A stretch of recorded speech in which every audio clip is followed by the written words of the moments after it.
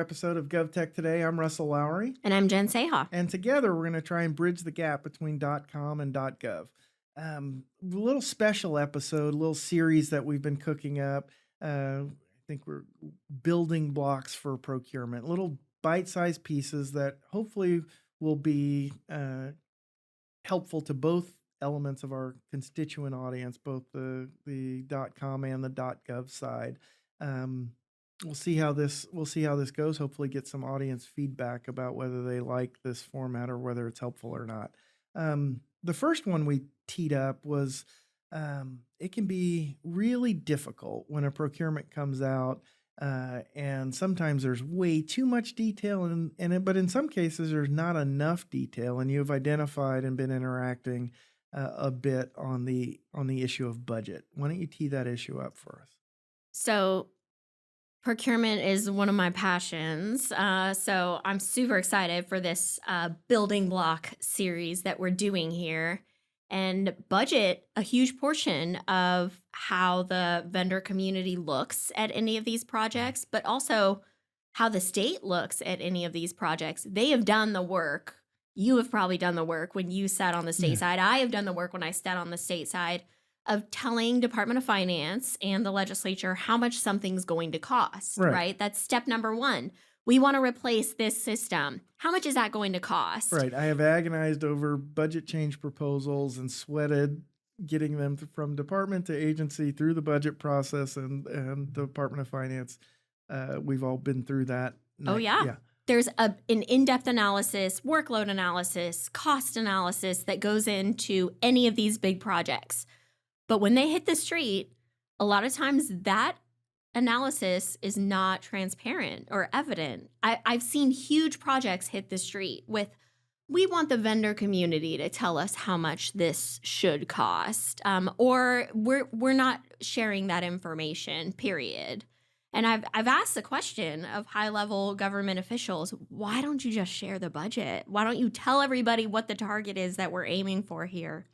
And a lot of the responses that I get are, well, if we tell everyone we have $10 to spend, they're going to submit a bunch of bids for $10. And we want to save money. We're the state. We want to be very judicious with how the state government's taxpayer dollars are spent. But my point is, no, you're not. Like, these companies are competitive. They're going to come in for as low of cost as they can possibly do and make their margins, but they're going to deliver more along the lines of what you're asking for. If you, state government, have decided that it's going to cost $10 to do this, why wouldn't you let the vendor community know that that's your expectation? We want bids at $10. Plus, we all know this, the dirty little secret of government spending. If you save that money, it's not like it goes back into the taxpayer's pocket. It just rolls over into the next year, or it's spent on something else. So I don't know that there really is a ton of logic behind not sharing the budget. Let me make sure I understand this. So if I said I'm going out to buy a car and I walked onto a lot, the range of car could be a 2000 that has four wheels and a steering wheel and can go at least 120 miles an hour. And okay, well, I could be a Ferrari or I could be a Ford. Sure. And if you haven't told me what your budget is, especially if you know, I might be putting together a Ferrari bid and you've got a Ford budget. I mean, we've seen the aftermath of a lot of these procurements. I've looked at bids from people bidding for a Ford and people bidding for a Ferrari for the same RFO that asks for an automobile, and they are widely different in what they're proposing, how they're proposing to solve the problem, and what those costs are going to be. And it almost makes it impossible to compare the two, right? Right. Yes, we have a Ferrari. Here's all the horsepower, all the features. We have a Ford. Here's their horsepower and features. But we're trying to accomplish the same problem. It's very difficult when you're looking at the pricing, the features. Maybe the department really does want a Ferrari, but we as a vendor community would have bid only Ferraris or like luxury vehicles had we known, hey, you have $200,000 to spend versus why am I getting these bids for $200,000? I only have 40 grand to spend. Right. Like this is way out of range of what I was expecting. Right. And the impact, I see a very clear impact. I know we've got limited resources as a small business, and when we're thinking about putting in a bid, it's time consuming. It takes a lot of resources, and for the big procurements, they can cost hundreds of thousands of dollars to prepare a response to an RFP. Or so you're not getting as competitive a price if you lack that clarity, because you're not getting as many bids, or people are putting the cost of bidding on all of their state projects into every project. It's a huge factor that's really overlooked in the whole process is the burden on the vendor community. And you better believe, like, it's not really a burden on them. They are marking up their pricing. Right. So they're recovering those costs to reply to all of these bids in some way. And it's ultimately on the price tags of the bids that they do win. But wouldn't it be great if I'm a vendor and I say, hey, they have $10 to spend on this, and here is what they want delivered. I'm not willing to do that. I'm not willing to meet that $10 price tag. For better or worse, Right. Maybe I'm just not willing to invest the effort right now to make $10. I want to make $50 instead. So I'm going to choose to actually lay off of that. I probably wouldn't even have had a chance anyway, Right. had I put in my $50 bid. And we've saved everyone a bunch of time. What's the process? Just get into a little bit of the sausage making on what would it take to change that? What would it take for the department to make a change to include pricing guidance on a procurement? Just include it. It's as simple as that. And really, I think for purposes of being equitable in the procurement process, it's something that they should frankly be required to do. They know what the price is. They know what their budget is.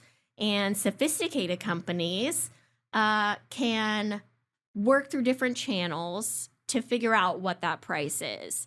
They can hire consultants, some in the room. They can call their friends at Department of Finance. They can agonize through the thousands of pages of budget bills and do the math on the BCPs and the financial workload analyses. But how is that fair to the guys that may not know that, right? Or may not have the resources to hire a consultant, or may not have the time to invest in going through thousands of budget pages. So, it's easy. They do it on some procurements. I saw a massive procurement come out just recently, and very clearly they said, we have X dollars to spend on this. If you're going to come in with a bit higher bid than that, don't even bother. Don't waste your time. So you're going to design a solution, and maybe you're going to design a solution that packs as much value in to get every one of those dollars. Yep. Or maybe you're going to design a solution that is price competitive, but you think solves the problem. Yep. And that seems like a diversity of bids that you would get from a normal competitive process, and some people will approach that differently. Could you do a range? Could you do a guidance for a range between this and that? Totally. Putting a floor. Again, I don't know what the... Yeah, I mean, you can do any of those things. Okay. None of this is prohibited by public disclosure requirements, laws, rules, regulations. It's really just, that's not the most competitive way, but I would argue, I think we would agree, it is the most competitive way. It's the most transparent and straight to the point way of, here's what I need, here's how much money I have to spend. Do what you need to do within that to bring me the most competitive bids. So talk to me a little bit about the policy of changing it. Would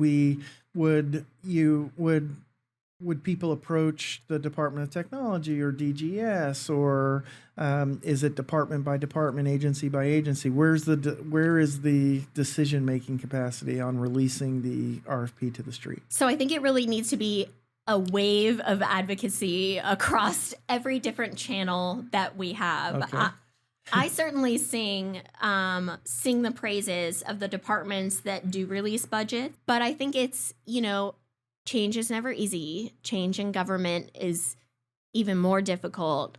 But I think it's really going to have to be a change in culture and a change in attitude that this is something we just do. We put how much money we're planning to spend on this as a part of every RFO that we release.